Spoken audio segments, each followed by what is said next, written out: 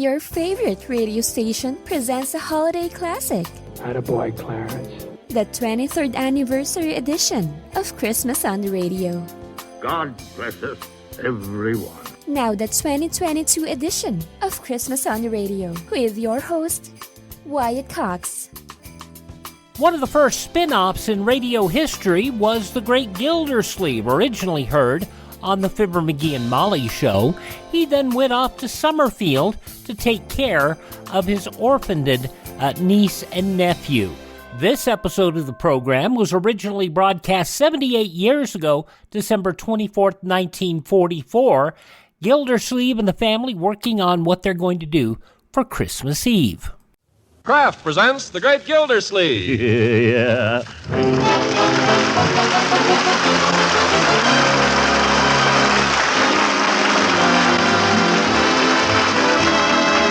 The Kraft Cheese Company, makers of Parquet margarine and a complete line of famous quality food products, presents Harold Peary as The Great Gildersleeve. Kraft brings you The Great Gildersleeve every week at this time. Written by John Wheaton and Sam Moore, music by Claude Sweeten.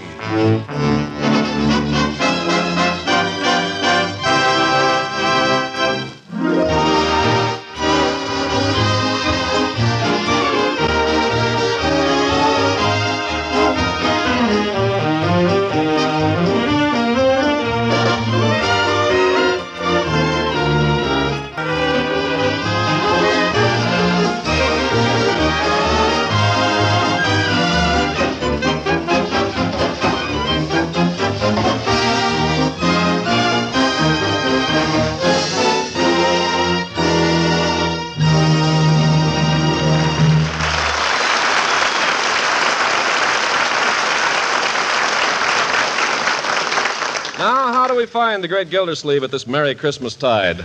Well, not so merry. While all the rest of Summerfield is giddy with good feeling and holiday cheer, over the Gildersleeve household hangs a pall. The threat of a lawsuit, a suit for breach of promise by a lady he once admired, prosecuted by a friend he trusted. Oh, the infamy of woman, the ingratitude of man.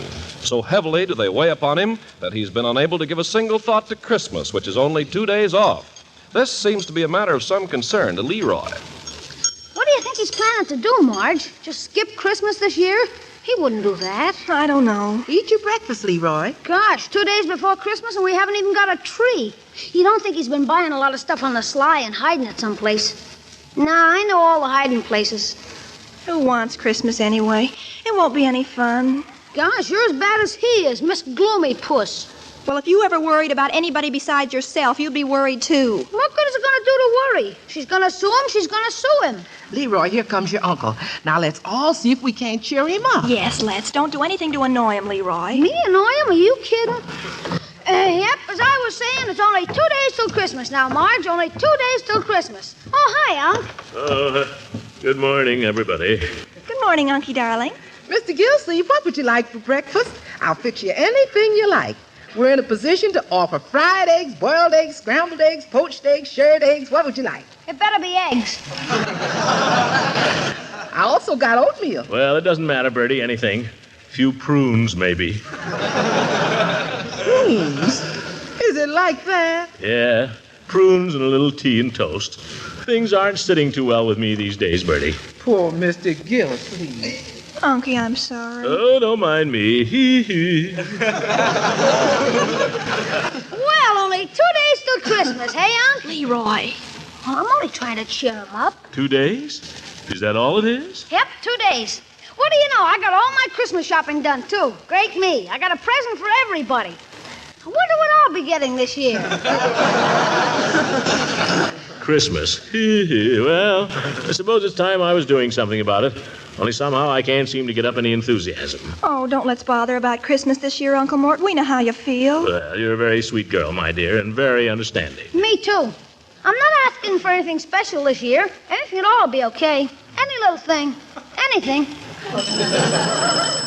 Front door. I'll go. It might be a package. You sit down. It might not. I'm coming. Oh, good morning, Judge. Is Mr. Gildersleeve in, Bertie? Well, just a minute. I'll ask him. Judge Hooker, how can he have the nerve to come over here? Now, my dear. Mr. Gildersleeve, it's the judge out there. Shall I tell him you ain't in? No, Bertie, I might as well face it. Well, children, I guess this is it. At least when this is over, we'll know the worst. Show the judge into my study, Bertie. Yes, sir. No, wait a minute. Yes? First, I think you children better run upstairs, out of the way. I won't say anything, Unc. Well, I will. If I see that Judge Hooker, I'll tell him exactly what I think of him. I'll handle the judge, my dear. Think you better run along upstairs. You too, Leroy. This may be a little unpleasant.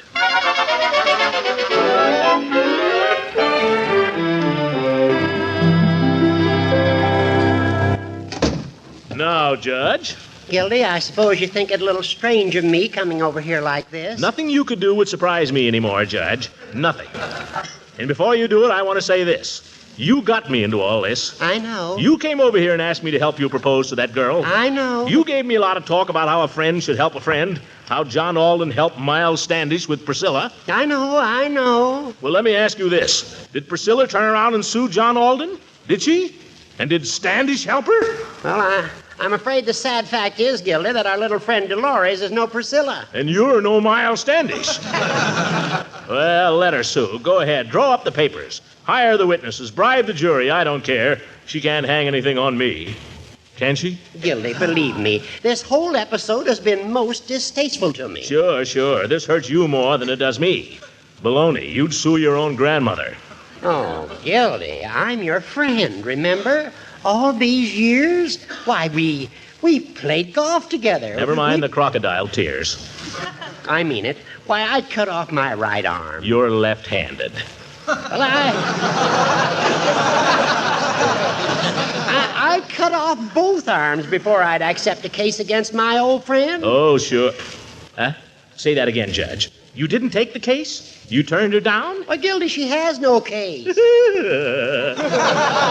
Oh, what do you know? No case. Woman's got no case. This isn't a trick, Judge. This isn't a booby trap. Oh, Gildy, how can you say that? You sure she's got no case? You think I'd have turned it down if she had? Horace, you're a friend. I want to take this opportunity of wishing you a very Merry Christmas. And a Merry Christmas to you, Throckmorton. By George, it is a Merry Christmas. Merry Christmas, Horace. Merry Christmas, Gildy. Merry Christmas, everybody. Happy New Year. Unc, what's happened? Merry Christmas, my boy. Well, you woke up just in time. What do you mean? Christmas is only 2 days off, and the stores are closed on Sunday. Oh, my goodness, and I haven't done a thing about it. Uncle Mort, where are you going? Leroy, me lad, bring me reindeer. Yeah.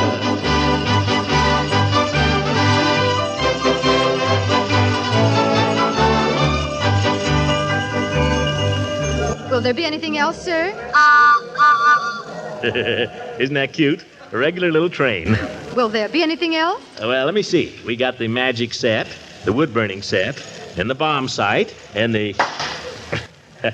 Careful with that pop gun, Sonny. That will be all then? Let me think. Have I got enough for Marjorie? Marjorie's my niece. Say, I'd like to show you something I bought her. I'd like to get your opinion. Do you mind? Oh, not at all. Oh, there's a lady calling you. Who? Throckmorton, of all people. Leela. Well, I was just showing this young lady here what I bought for Marjorie. This sweater. Oh, it's adorable. Pink. It's got buttons, too. You can wear them up the front or up the back, the girl said. Oh, she'll love it. Well, I'll be right back with your parcel, sir. Huh? Oh, thank you. Oh, it's so nice to see you again, Throckmorton. I could swear you've been hiding. Well, I'm back in circulation again, Leela. And by George, Leela, I've never seen you looking better. Why, thank you. Yes, sir. Christmas has put color in your cheeks or something. And sparkle in your eyes. Oh, I love Christmas, don't you? It's the greatest day in the year, bar none. Say, how about coming over to my house tomorrow night, Christmas Eve? We'll celebrate. Just the family. You know, popcorn, candied apples and stuff. And I'm getting in a whole ton of mistletoe. Why, Throckmorton, whatever for? Yeah.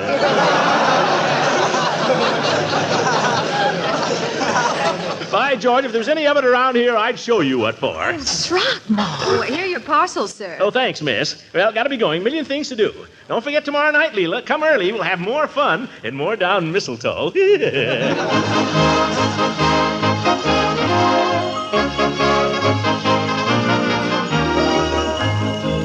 Greetings, Floyd. Greetings of the season. Well, if it ain't Father Christmas. Hi, Commissioner. Come right in. I can't stay, Floyd. I'm in the midst of my Christmas shopping. Yeah, well, I ain't even got around to mine. Keep putting it off, you know what I mean? Got nobody to take care of but the wife, anyway. Well, Christmas comes once a year, Floyd. I think we ought to make Oh, not that I'm complaining, you understand. She's okay, Ruthie is. Just got her little ways, that's all. Now, you take like last year. I was sore about something. I forget what. So I wasn't going to get her nothing. Well, sir, the day before Christmas, didn't a Salvation Army band have to set up in front of the shop here and play hymns all afternoon? On the way home that night, I laid out $11 for an electric iron. Of course, the next day I could have kicked myself. That's the trouble with me. I'm soft-hearted. Floyd, the only trouble with you is you're human. I wouldn't be ashamed of it. By the way, if you're not doing anything tomorrow night, I'd like to have you drop over to my house. You know, say Merry Christmas, just the family. Oh, thanks, Commissioner. I'd like to do that. Glad to be on my way now. Don't forget your wife, Floyd. Get her something nice. You know, women are sentimental about Christmas. Well, I guess I'm kind of sentimental myself. Like this morning now. She got up before I did and cooked me a nice big breakfast of kippered herrings. You know, on the way down to the shop, I had half a notion to stop in somewhere and buy her a bottle of perfume. I might do it yet. Oh, I think she'd like that, Floyd. Yeah, I might even buy her one of them sets, you know, where they got the perfume and the bath powder and the... Oh, there I go again. Just a sucker for kippers. Well, so long, Commissioner. Yeah, so long, Floyd.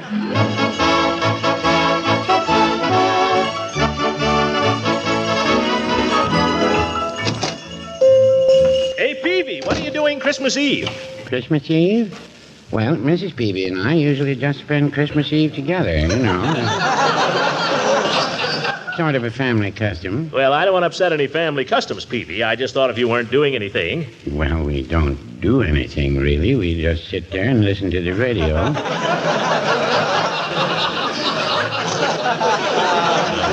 We like to hear the Christmas programs, and we usually go through our Christmas cards together. You know, all the friends who have been kind enough to remember us. People we haven't seen for a long time, a lot of them. And Mrs. Peavy has a little drink she makes. Mulled cider. It's very good. That's about all we do. Not very exciting, but it's kind of nice. And along about 10 o'clock, we just hang up our stockings and go to bed. Peavy, you still hang up your stockings? Oh, yes. Yeah, but who fills them? Mr. Gildersleeve, who do you think fills them? Peavy, you're not going to tell me you hear jingle bells in the night. Well, no, I wouldn't say that, no. No, I wait until after Mrs. Peavy's asleep, and then I sneak downstairs and fill her stocking myself. And she gets up before I'm awake in the morning and fills mine. It's just a little game we play. By George, Peavy, I'll bet you have more fun than anybody. Well, now, I don't know. Maybe I do. Well, try to come around to the house if you can, Peavy. We'll be glad to see you.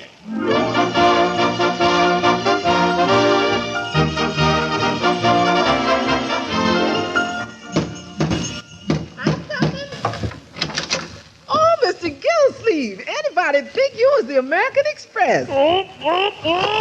There they go. Oh, my goodness, all them packages. Well, I got them home anyway. I'll pick them up. Mr. Gildersleeve, it sure looks like Christmas around here all of a sudden. Quiet, Bertie. I don't want the children to hear. That's why I came around to the kitchen door. Yes, sir. I won't tell. Well, I think I got everything. If I didn't, it's just too bad. Sure looks like you got plenty. Oh, wait a minute. What? Oh, my goodness. Why didn't I remember? Of all things, why did I have to forget that? Forget what? Oh, that spoils everything. What good is Christmas without a turkey? No turkey, Mr. Gildersleeve. No turkey. I clean forgot it, Bertie. That was the last thing I said to myself. Get a turkey. Darn it. Well, I tell you, Mr. Gildersleeve, tell you what you do. There's nothing we can do, Bertie. The stores are closed. It's too late. You go look in the icebox. What? In the icebox? Uh-huh. Bertie, how long has he been laying there? Oh, for a couple of days. I had him sent over on approval. How's that for a turkey, Mr. Gildersleeve? Bertie, that's not a turkey. That's a B-29. And when you get that Bombay stuffed with chestnut dressing, oh, brother, Merry Christmas.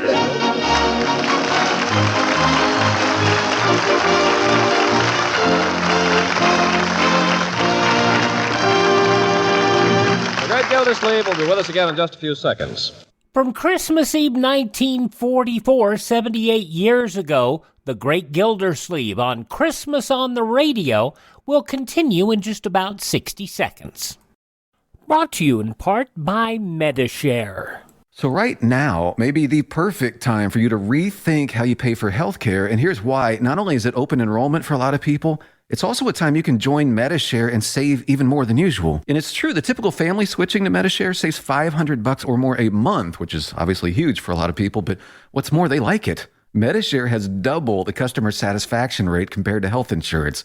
Double. There are 400,000 members. They've shared over $4 billion in medical bills, and it really is a great community, too. People encourage and pray for each other. And here's the thing. If you join MediShare Complete right now, they'll waive your new member fees, and you'll save an additional 10% off all of 2023. That's right. No fee to join, 10% off every month of next year, but it's a very limited time offer. You have to sign up before December 31st. Great savings, great health care. Find out more. Call now. 833-34-BIBLE. That's 833-34-BIBLE. 833-34-BIBLE. Christmas on the Radio continues now. More of The Great Gildersleeve, December 24th, 1944.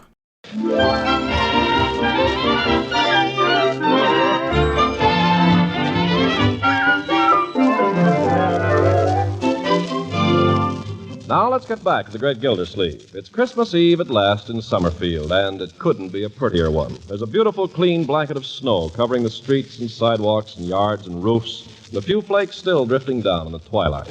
And in Gildersleeve's house, the family has just finished decorating the Christmas tree, and they've hung their stockings by the fireplace. A neat black sock for Gildersleeve, a pale rayon stocking for Marjorie, and a huge laundry bag of a golf stocking that Leroy had borrowed for the occasion. Well. Looks Christmassy, doesn't it? Oh, it's sweet. The tree always smells so good, too. Yeah. Could I eat one of the candy canes, Unc? You know the rule, my boy. No nibbling on candy canes till after breakfast Christmas morning.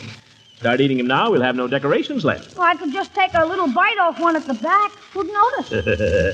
Let's stick to our rules, shall we? Okay. We got gingerbread for supper anyway. Great. By George, you can't beat Christmas. The old Christmas spirit. You can feel it in the air. Oh, I felt it all afternoon. It does something to people. Certainly does. Happy little family. Stockings all hung by the chimney with care. By George, let's read that. What do you say? Oh, Unc, that's kid stuff. That's right, and I feel like a kid on Christmas Eve. Is the book still over here with the fairy tale? That's where it belongs. Now, Leo. Be nice. If Uncle Mort wants to read it, let's not spoil it for him. Oh, for corn's sake, he reads it every year. Never mind. Shut up and be nice. Okay, I can be just as nice as you. Ah, here it is. Same old book, same old pictures. Fellow wearing a nightcap. That shows how old this book is. Now sit down, Leroy. Marjorie, just about got time to read this before supper. All settled? I'm fine. Leroy? Shoot the bunk to me, Unc.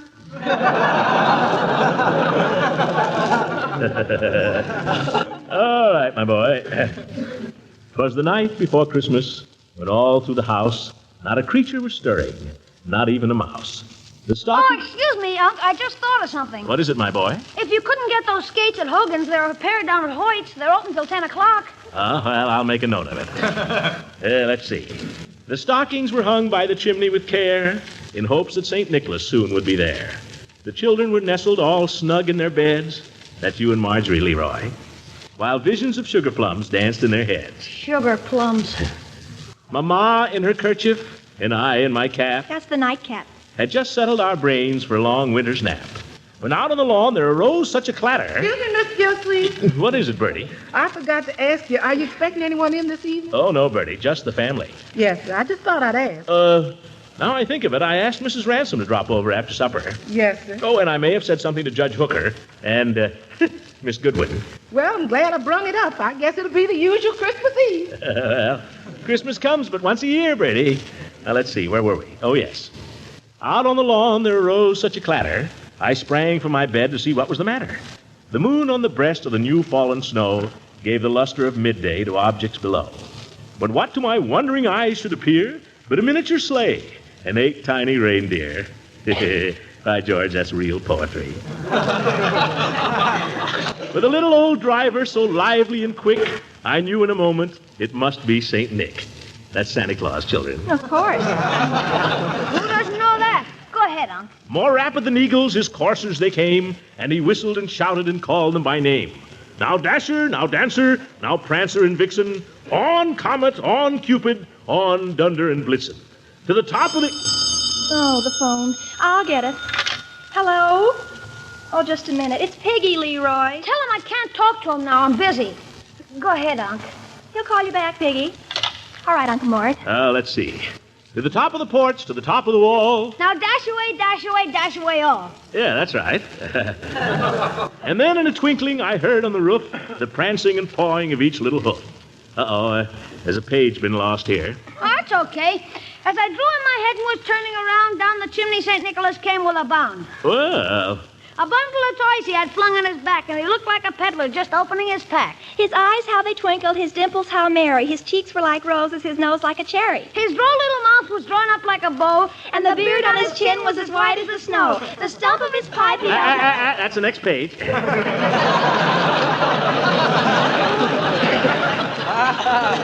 The stump of his pipe he held tight in his teeth, and the smoke had encircled his head like a wreath. He had a droll face and a little round belly that shook when he laughed like a bowl full of jelly. Just like you, Unc. You think so? Look, Marge, see it shake? No more than anybody else's. Yeah, thank you, my dear. He spoke not a word, but went straight to his work and filled all the stockings, then turned with a jerk. And laying his finger aside of his nose and giving a nod up the chimney, he rose. Be there in a second, Bertie. He sprang to his sleigh, to his team, gave a whistle, and away they all flew like the down of a thistle. But I heard him exclaim, ere he rode out of sight, Happy Christmas to all, and to all a good night. Well, by George, that's a great book. None better. Oh, I love it. What do you say, Leroy? Well, it's great for kids. Well, come on, kids. Let's eat.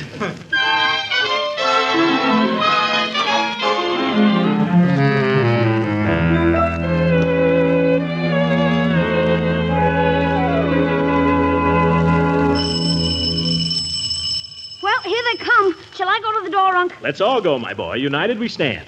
Come on, Margie. I'm coming. How late can we stay up, Unc? As long as you're good, Leroy. Or till 9 o'clock, whichever is sooner. Merry Christmas, everybody. Merry Christmas. Come on in, Leela. Well, I'd better leave my galoshes here on the porch. They're pretty snowy. You want me to hold those packages, Mrs. Ransom? Well, now, that's very thoughtful of you, Leroy. But no peeking now, you hear? One of those is for you. For me? Gee, thanks. No shaking it either, Leroy. Okay. Come on in, Leela. Thank you. Now, this package is for you, Marjorie. Oh, thank you. And this one's yours, Leroy. That's what I figured. And the other one is for you, Throckmorton. Why, Leela, for me? Mm-hmm. Thank you. I got something for you, too, Leela. Come here. Well, I can take it later. Put these packages under the tree, children. I want to show Mrs. Ransom something. Okay. Come on, Marge. Let's put them in piles. Be careful with mine. Right here, Leela. Where? Look up. Up? Oh, you devil. You put it in a different place from last year. Yeah.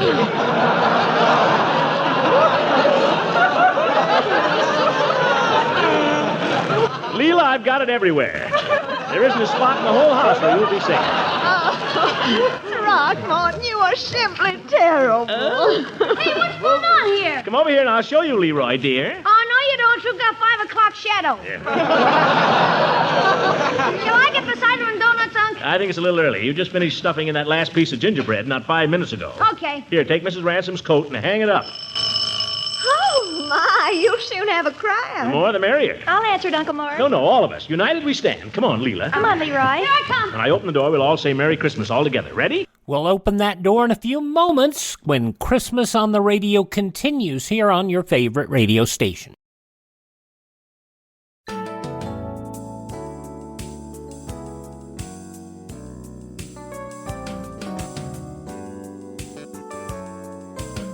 Christmas on the Radio continues, now with your host, Wyatt Cox.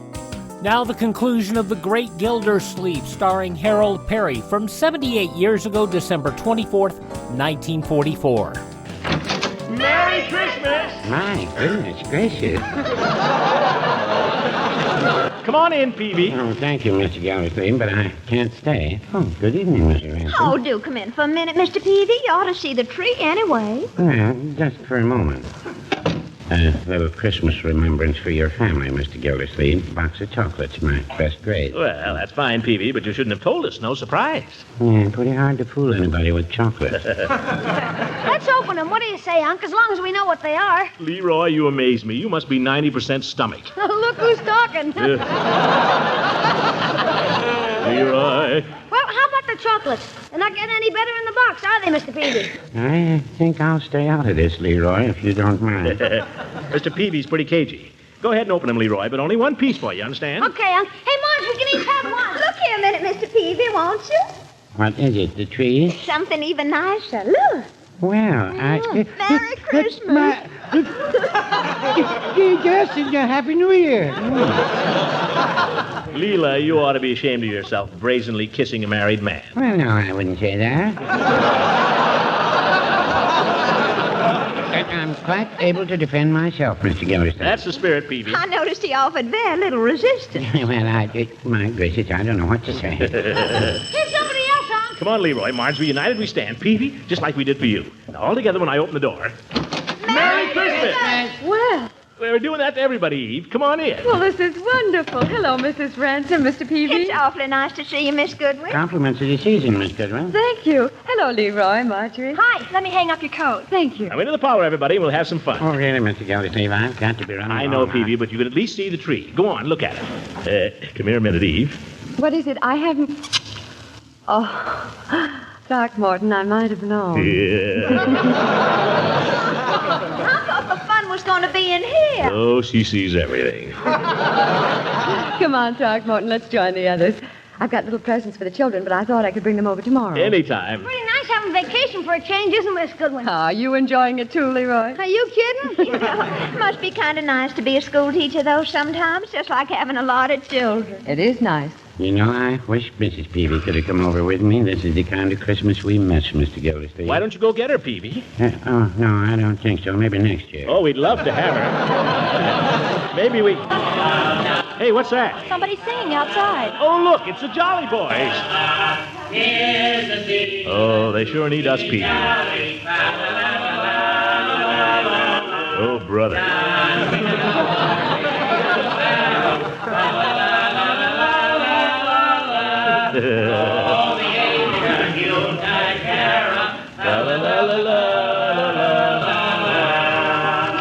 Great Merry Christmas, Jolly Boys. Yeah, come on in, fellas.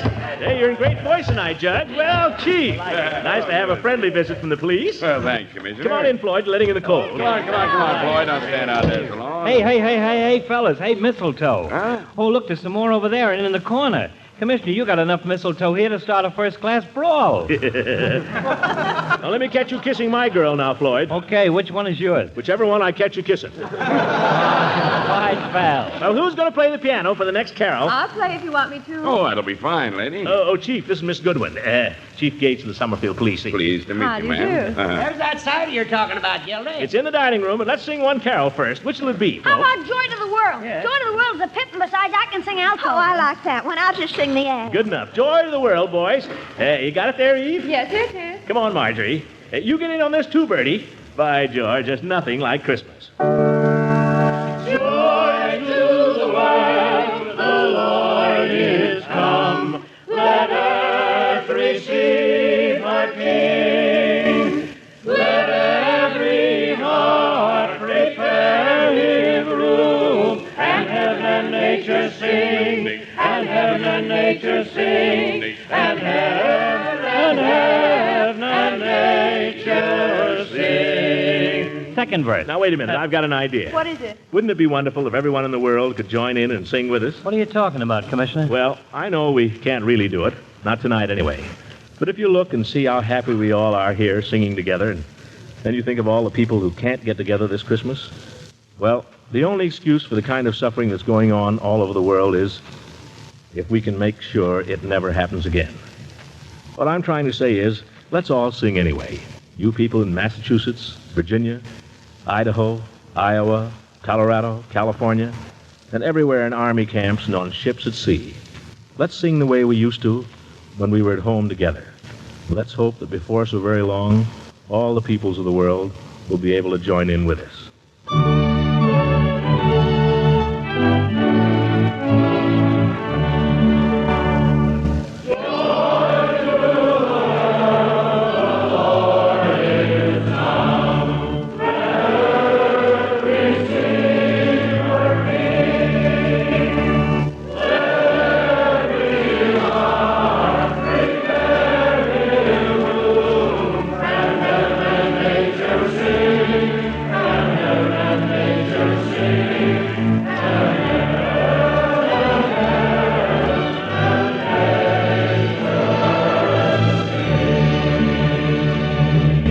night, ladies and gentlemen. Merry Christmas, and God bless you.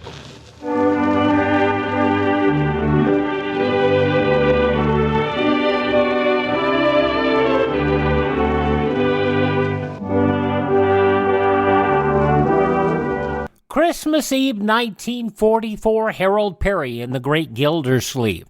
You're listening to Christmas on the Radio, and we'll continue in just a moment.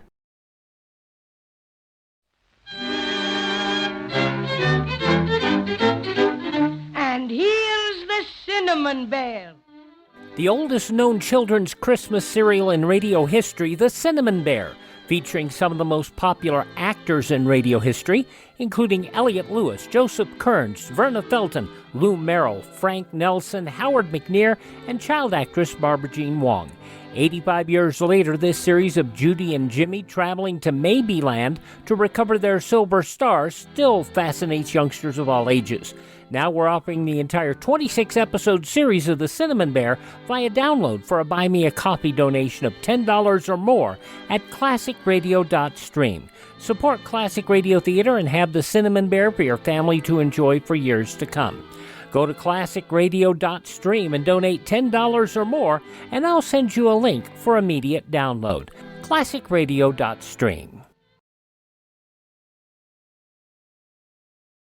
Now we hear from red-skelton as Christmas on the Radio continues with an episode of the Treasury Department program Guest Star. This program, December 18th, 1955.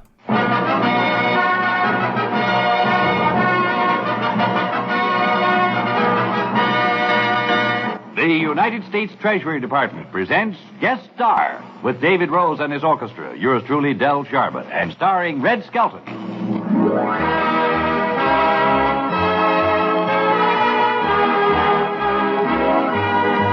How do you do, ladies and gentlemen? This is Del Sharbutt, your host for Guest Star, a transcribed feature for United States Savings Bonds, presented by this station as a public service. For Christmas and throughout the year, there's no finer gift than United States Savings Bonds. They're an investment in the happiness of those you love. Truly the gift that keeps on giving. Give savings bonds and buy them for yourself. Today we're very happy to have as our star the one and only Red Skelton in an unusual sketch for the holiday season. But first, let's listen as David Rose and his orchestra bring us Dave's version of Victor Herbert's Toyland.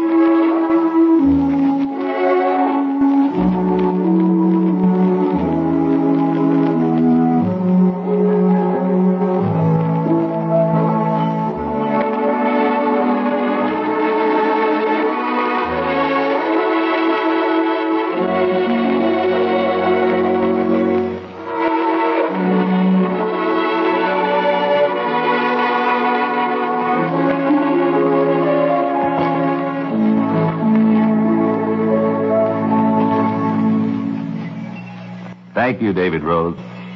Now, here he is, friends. Red Skelton in The Meaning of Christmas.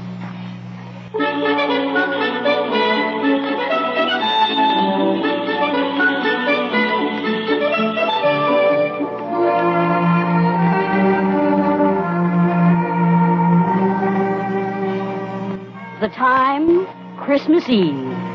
The place, this room. We're making a last-minute check of our list to be sure we haven't forgotten anyone.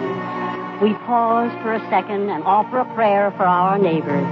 We wish all of them a Merry Christmas.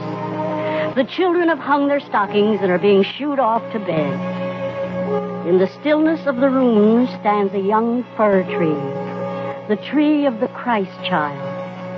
The stillness changes our thoughts. We hear the tiny trees speaking.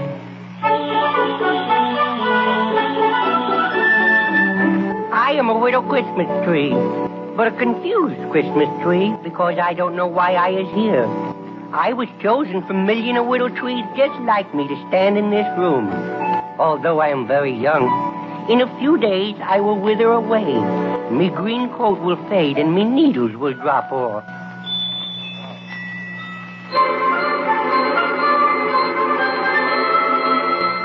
Why am I standing here all decorated?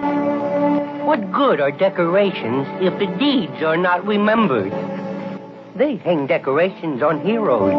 Yet heroes like Christmas trees are forgotten, only to be remembered if needed to serve another purpose. Beneath me branches gifts are placed. They are wrapped in gay colors and they're tied with bright ribbons. They are the tokens of friendship, the spirit of Christmas from those who gave from the goodness of their heart. Shall we stop while you hear the receiver speak? Here's another package. Where's it from? It's from your boss. Wonder what it is. It won't be much. You'd think with all his money, give out with something worthwhile.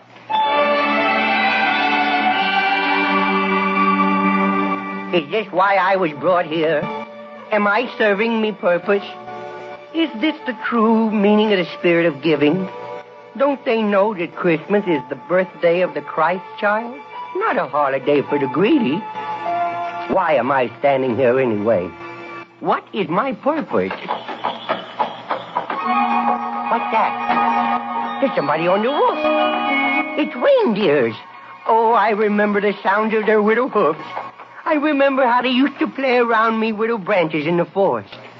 Someone's coming down that chimney. Who it is? Who it is? Merry Christmas! They're all asleep. Well, I think I'll just rest for a second. My, what a beautiful Christmas tree. Thank you. What?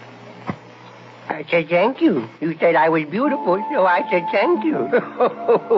By golly, old Santa Claus's ears are playing tricks on him. I could have sworn that tree spoke. I did speak, Santa Claus. But why in such a sad way? Christmas trees are supposed to be happy. I can't be happy because I can't figure out me purpose in being here.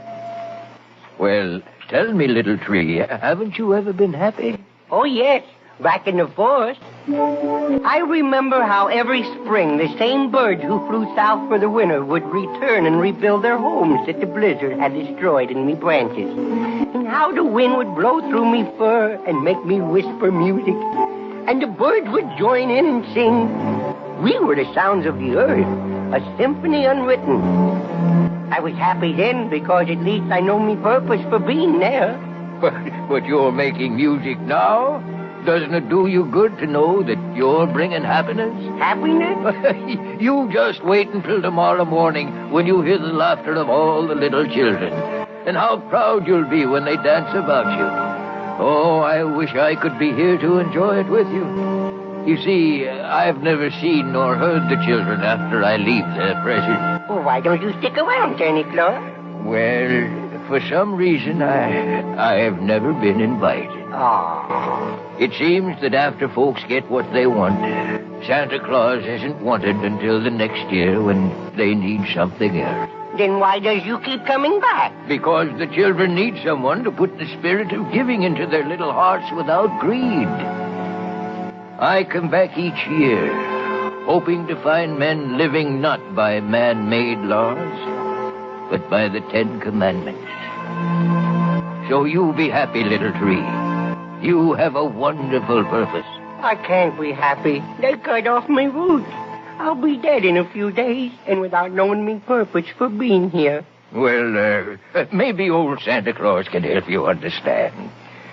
Tonight, I paid a visit to a place, and 2 of my reindeer were knocked out cold. No. Yes, it was dark, and we ran head-on into an iron curtain. Oh? I should have known I wasn't wanted when I didn't see one Christmas tree to help light my way. Oh.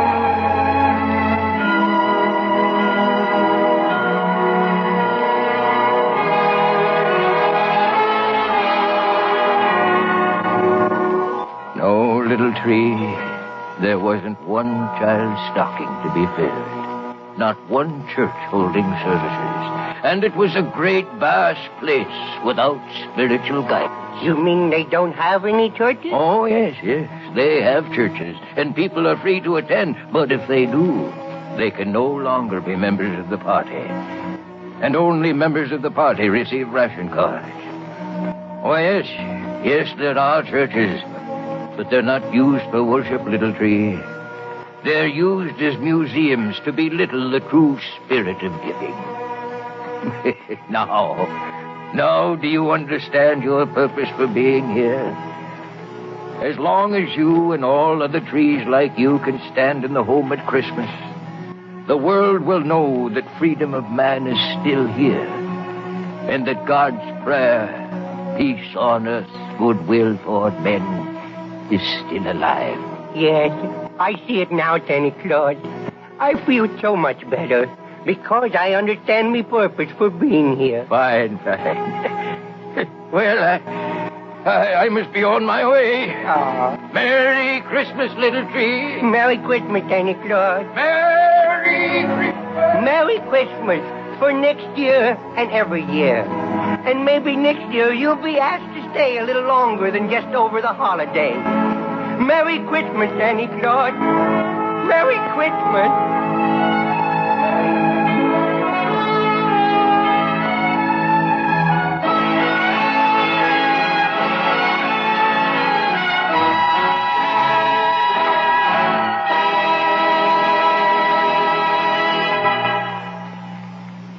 Red-skelton in the meaning of Christmas.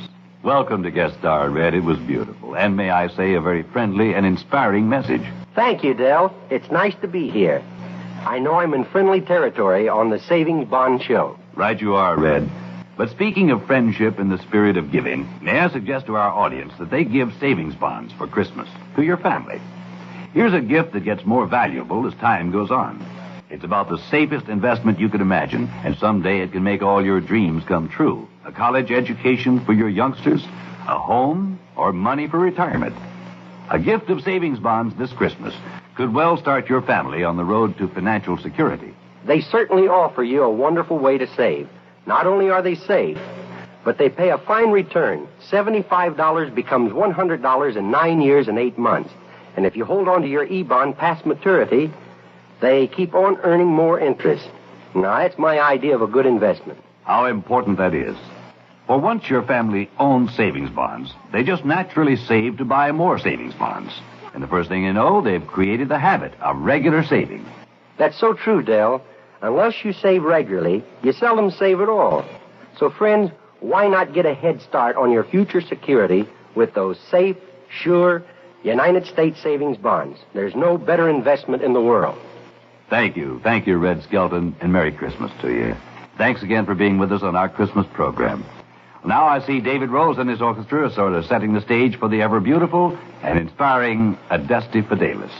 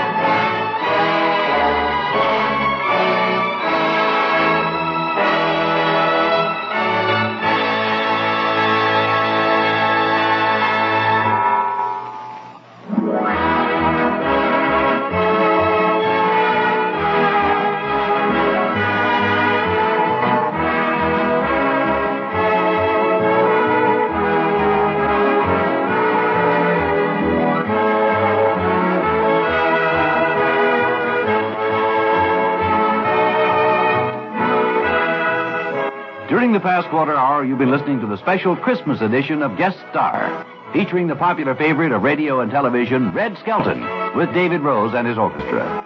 Our thanks to Red and Dave for an outstanding show. And our thanks to this station, which brings you Guest Star each week as a public service transcribed for savings bonds. Now, this is Del Sharbutt, extending the best wishes of the United States Savings Bonds Division for your holiday happiness. So long, everybody. Some of the biggest stars in Hollywood would contribute their time for Guest Star, carrying over from their assistance when war bonds and savings bonds and so many programs that were proven to help communities. Guest Star, as it was originally broadcast December 18th, 1955, red-skelton, and the meaning of Christmas. And doesn't that say so much? Today you couldn't say a lot of that on the radio. But today we do, and we proudly do, because we remember the meaning of this holiday season. Some people get mad when you say holiday season. It is not just Christmas at this time of year. Christmas, New Year's, so many other religious holidays, and we appreciate everybody joining us for Christmas. We have a web page, classicradio.stream. You can stream our shows, learn more about classic radio collecting, find our social media links. You can contact us there as well. That is at classicradio.stream, classicradio.stream. I also want to take a moment to thank this station and support their advertisers who make it possible for us to be here on your radio each and every year. On many stations, we have another hour ahead. If you're with us, we look forward to the pleasure of your company. If you're not with us at that time, please accept our warmest wishes for a very Merry Christmas and a happy and prosperous 2023.